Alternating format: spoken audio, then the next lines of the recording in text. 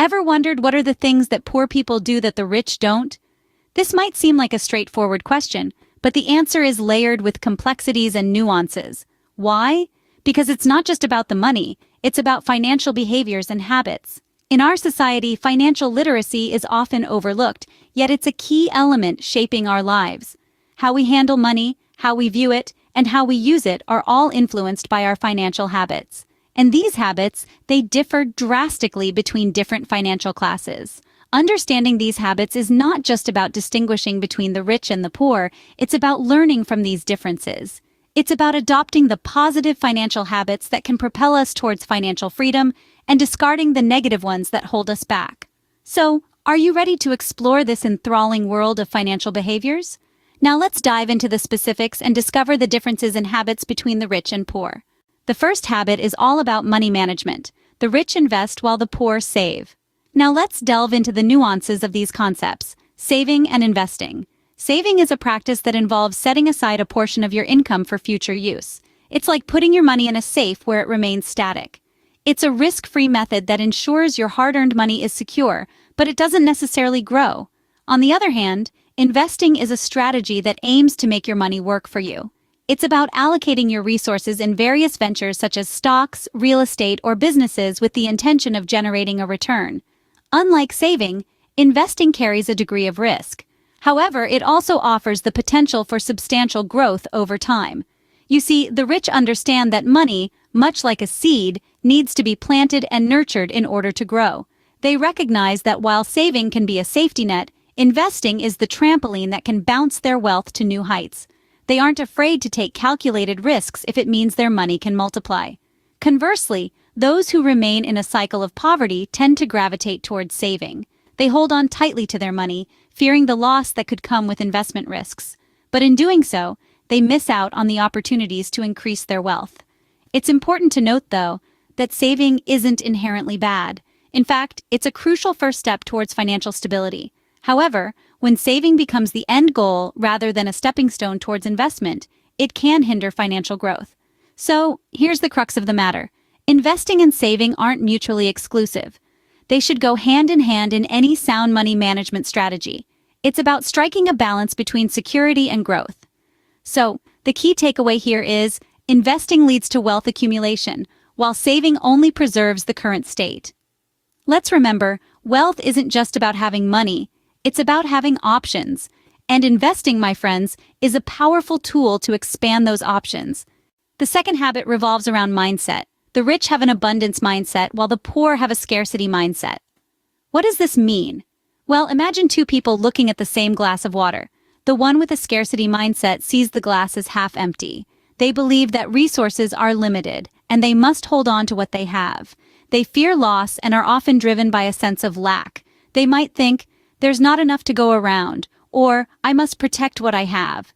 On the other hand, the one with an abundance mindset sees the glass as half full. They believe that there's always more where that came from. They see potential, opportunities, and possibilities everywhere.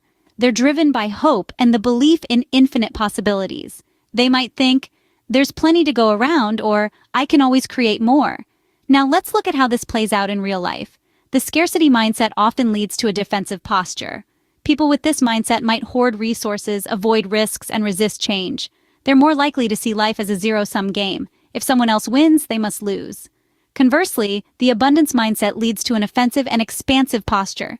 People with this mindset are open to new experiences, willing to take risks, and are comfortable with change.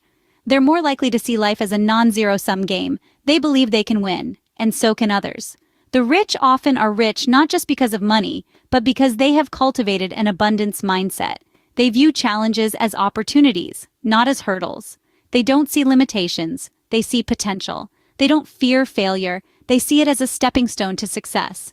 The poor, on the other hand, often remain stuck in a scarcity mindset, focusing more on what they don't have rather than what they could create. They see obstacles, not opportunities. They fear failure, and so they avoid taking risks. So the question is, which mindset do you choose to adopt? Do you choose to see the glass as half empty or half full? Remember, the way you view the world shapes your reality. Thus, mindset plays a crucial role in financial success. The third habit is about self-education. The rich continuously learn while the poor think education ends after school. This statement rings true, and it's not just about traditional formal education.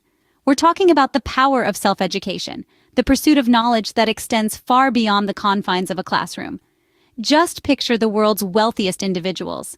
They are often voracious readers, attending seminars, workshops, and courses to broaden their understanding of diverse fields. They understand that the world is constantly changing, and that to stay ahead, they must keep learning. They are perpetually seeking to expand their horizons, improve their skills, and acquire new ones.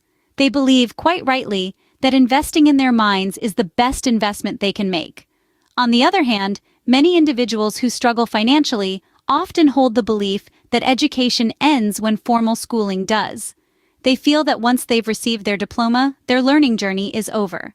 They neglect the fact that the world is evolving rapidly, and if they don't adapt and learn, they risk being left behind. This is not to say that formal education is unimportant. It certainly has its place. However, it's the continuous lifelong learning that truly sets the wealthy apart. They don't just learn to earn a degree or a certificate. They learn because they're genuinely interested in expanding their knowledge and understanding of the world. They're motivated by curiosity, not just by the prospect of a paycheck.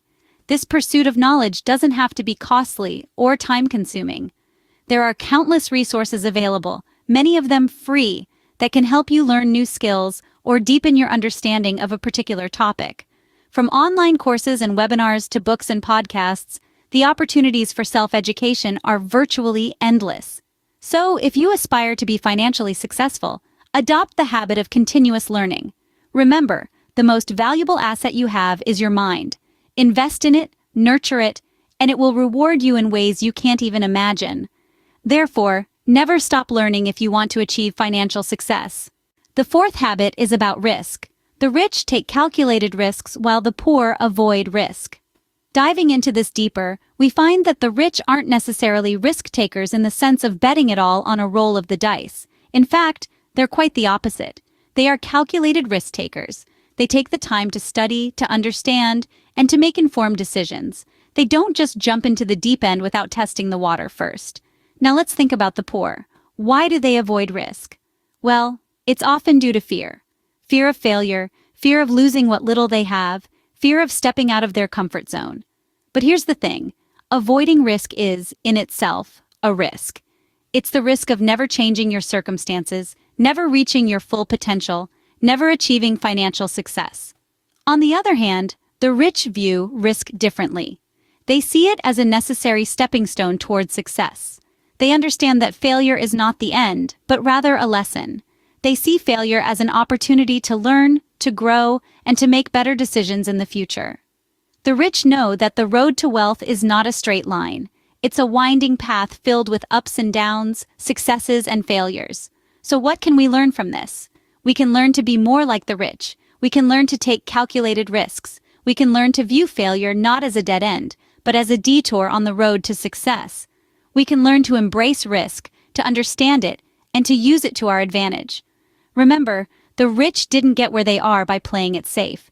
They got there by taking chances, by making mistakes, and by learning from those mistakes. They got there by embracing risk, not avoiding it. They got there by understanding that without risk, there is no reward. So don't be afraid to take calculated risks on your path to financial success. And that's it. These are the 4 habits that differentiate the rich from the poor. It's been an enlightening journey, hasn't it? We started by exploring the difference between saving and investing. The rich focus on investing their money to generate more wealth, while the poor often stick to saving, which doesn't offer the same growth potential. Then, we delved into the concept of scarcity versus abundance mindset. Those with an abundance mindset believe there's plenty for everyone, which propels them to seize opportunities and create wealth. Our third point was about continuous learning. Wealthy individuals value self-education and lifelong learning. They understand that knowledge is power and a key to their financial success. Finally, we talked about risk-taking. The rich are not afraid to take calculated risks, understanding that with great risk comes great reward. Remember, habits shape our lives, and changing our financial habits can lead us to financial success. Thank you for watching, and don't forget to subscribe for more insightful videos like this one.